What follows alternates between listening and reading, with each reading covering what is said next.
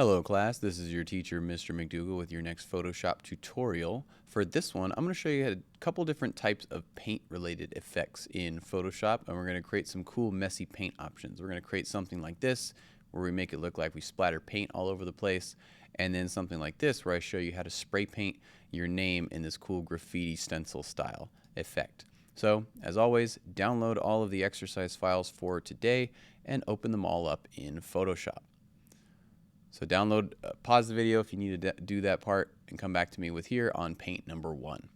So you'll see you have various paint files and various spray files. We're going to start with these ones that are called paint. We'll start with paint 01. We're going to add this cool paint splatter effect like you saw in my example. Each color that we splatter is going to be on its own layer. So we're going to create a new layer to put on top. We're not going to duplicate the background. We're going to create a blank layer for the paint to go on top of.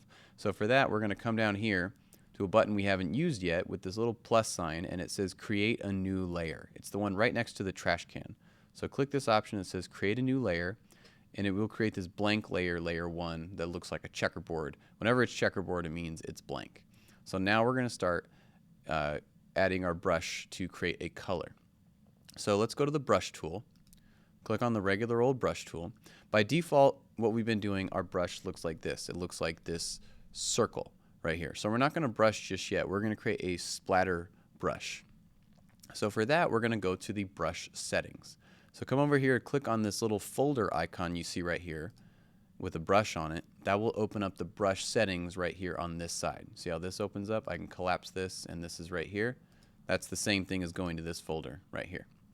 So for brush settings, we're going to come over to brushes, click on this tab for brushes.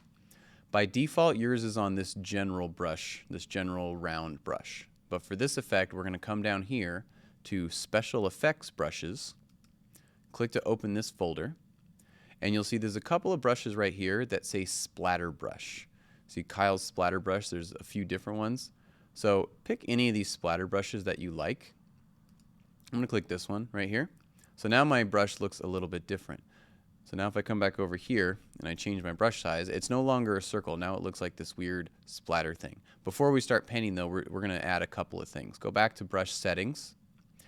And right here for these two, shape dynamics and scattering, there's a bunch of sliders you can mess around with here. I can't tell you exactly what every single one does, but you can see when I slide these, like the jitter, the scale, the angle, all of this stuff, it changes what it looks like down here. So for shape dynamics and scattering, you can see what happens when I move this. It kind of determines the randomness of the paint splatter. So this is just for you to play around with and experiment. There is no set setting that will be universal for everyone, but you feel free to mess around with how this is going to splatter. But when I do that, and now that's been set, so now what's going to happen is when I start painting, it's going to scatter my brush droplets all over the place. But before I do that, let's pick a color. Let's pick a color from the image. So whatever your foreground colors are right here, it doesn't matter, but click on your foreground color, which is this top one. Click on that. In the past, I've told you just to pick a color here from these sliders. However, you can pick a color from the image. If you hover your mouse over the image, you'll see it looks like this little eyedropper selector, and anywhere I click will pick that pixel color. See, I click that kind of dark green or the bluish right there, or this white. I can even pick an orange. I'm gonna pick maybe this bright orange. I kind of like that one. So pick any color from the image that you like and then click OK. I'm going to go with this orange one. So I'm going to keep my brush fairly small for this one because if you click and hold and your brush is huge, the splatter is going to get out of hand really quickly. So I'm just going to splatter a little bit right here. You can see what happened. I barely clicked it and then this happened.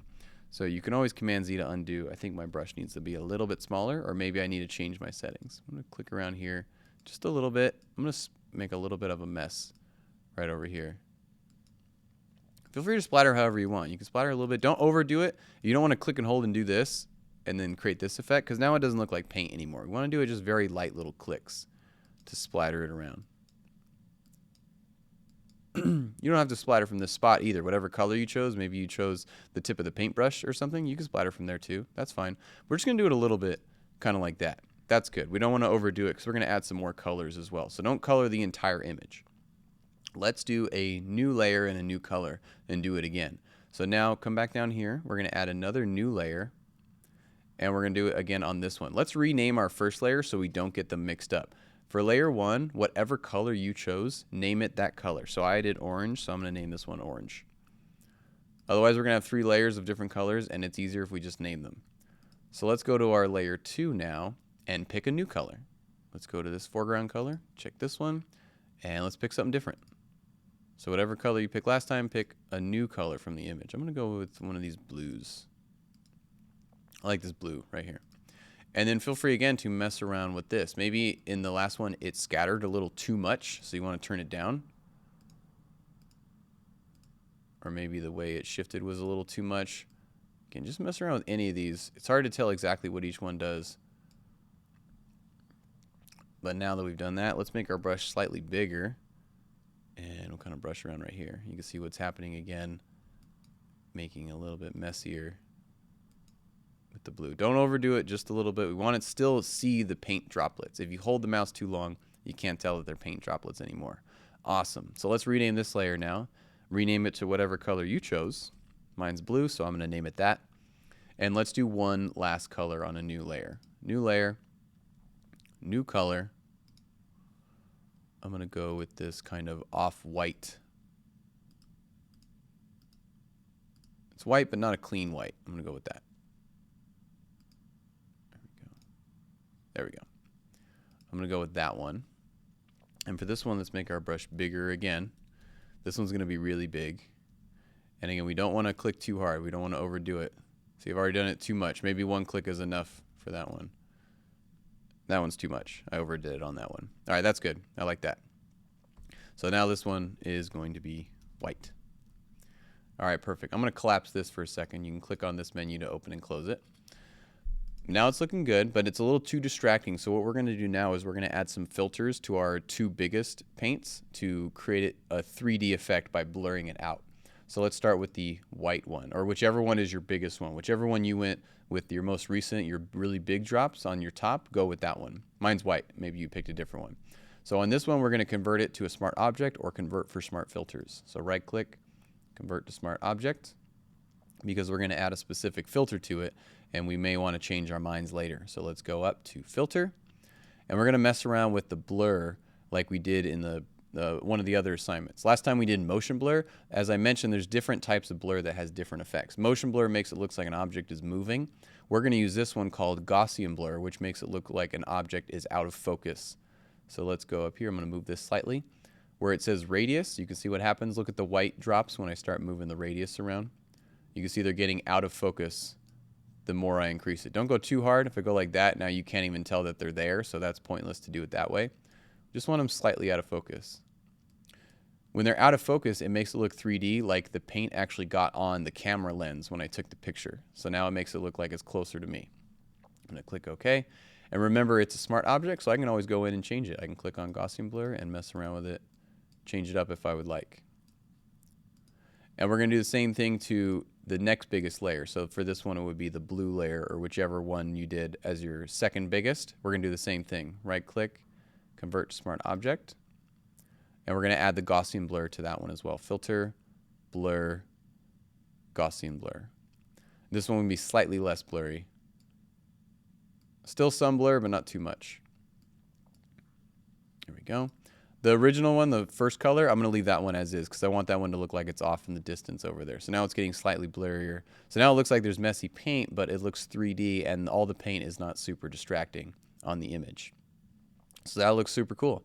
I like it. So for the remaining paint files, paint 2, 3, 4, and 5, I want you to do the same thing that we just did, adding at least 3 colors. So we did 3 colors here. Do 3 or more colors with these remaining files. So that's why I picked these pretty colorful images for you guys to mess around with. But do the same thing where you splatter the paint and make a mess, just like we did with this one right here. Okay, so have fun. Pause this video so you can do that part, and then meet me again when you're done at this one, Spray 01. Okay, so if you've completed the other paint ones and you've gotten here to Spray 01, you can join me. Now I'm going to show you how to create that cool graffiti spray paint of your name effect on this one. So for this one, we're going to start by typing our name. So go to the type tool and click on here to start typing, and just type your last name for this one.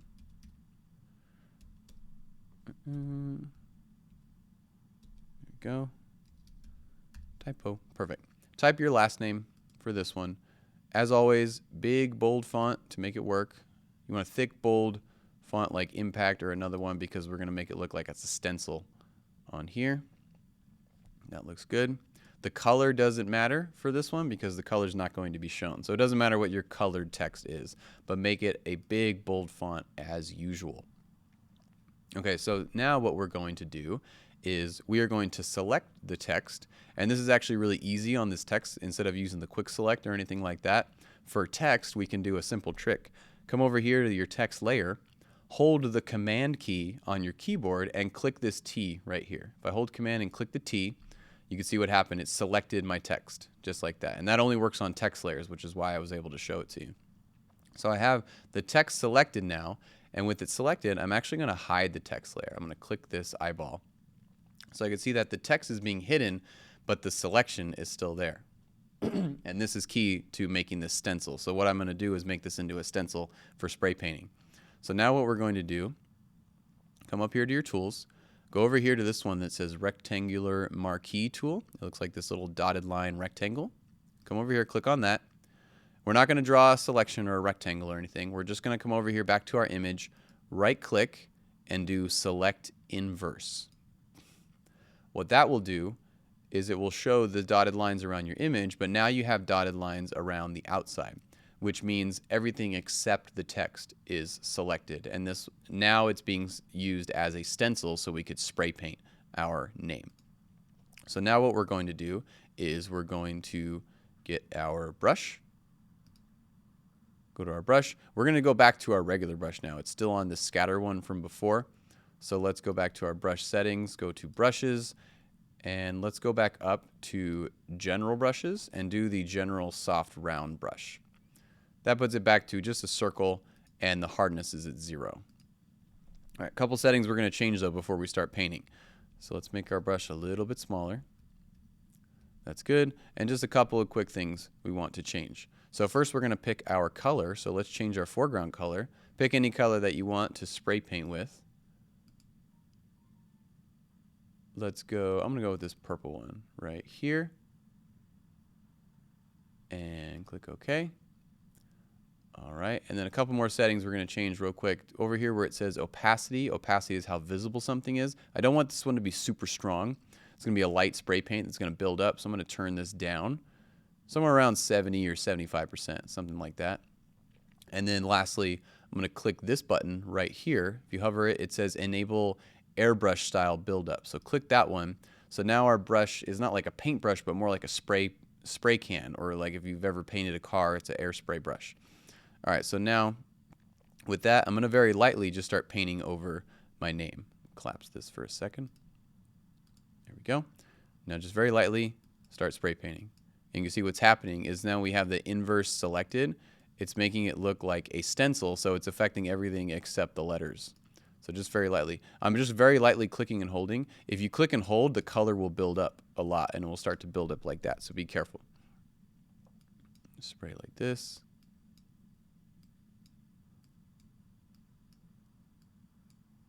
Spraying over very lightly. And it should be pretty light because we turn the opacity down, but if you just click and hold, it'll make it darker. And what should have happened is yours should have been on a new layer like this. If that didn't happen, then just undo and duplicate the background layer and spray paint on that instead. But by default, it should have created its own layer when you started this process. If not, for some reason, sometimes it glitches, so just undo, go back to before you started painting, duplicate the background, and spray paint on that instead. Okay, so that's looking really cool. But first, before we finish up, we're going to add a couple more effects to really sell it.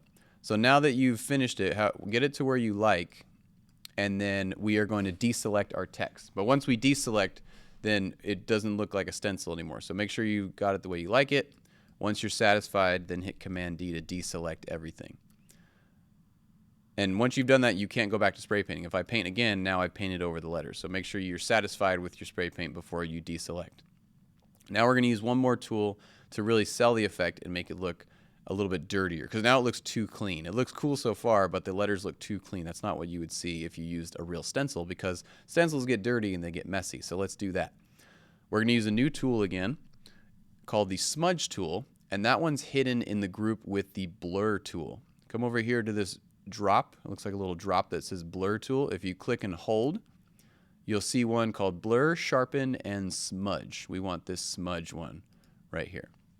So with the smudge tool, I'm going to zoom in a little bit so you can see. We're going to take the smudge tool. We're going to drop the strength down a little bit to like 20%. It doesn't need to be super long, somewhere around there. And with the smudge tool, we're going to pull from the paint into our stencil just a little bit. So I'm going to click and hold and pull like that. Not too much, just a little bit. You can see what's happening is it's starting to smudge, just like the name implies, the sides, making the paint come in. Go from the paint towards the letter. Don't go the other way around. If you go the other way around, it has the opposite effect.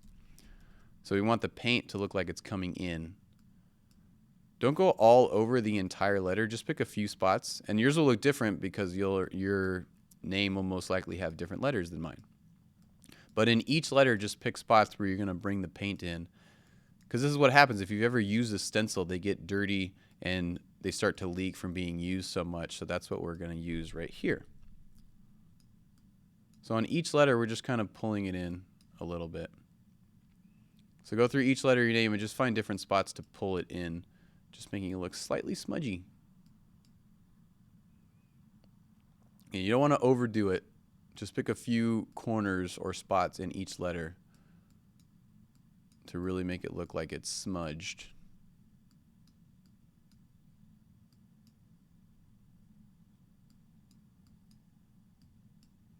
Do from the sides. Again, start in the paint color and bring it into the letter.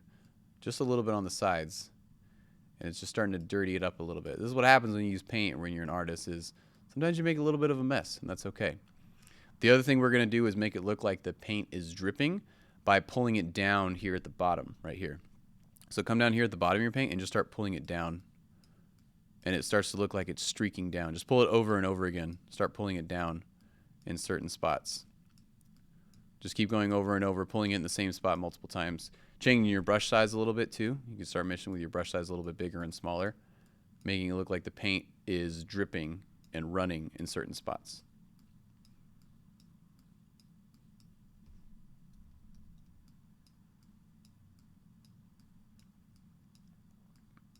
There's no right or wrong way to do this. Yours will look different just depending on how you spray painted. Every time you stroke of a brush will look totally different from one person to the next, even in your own art.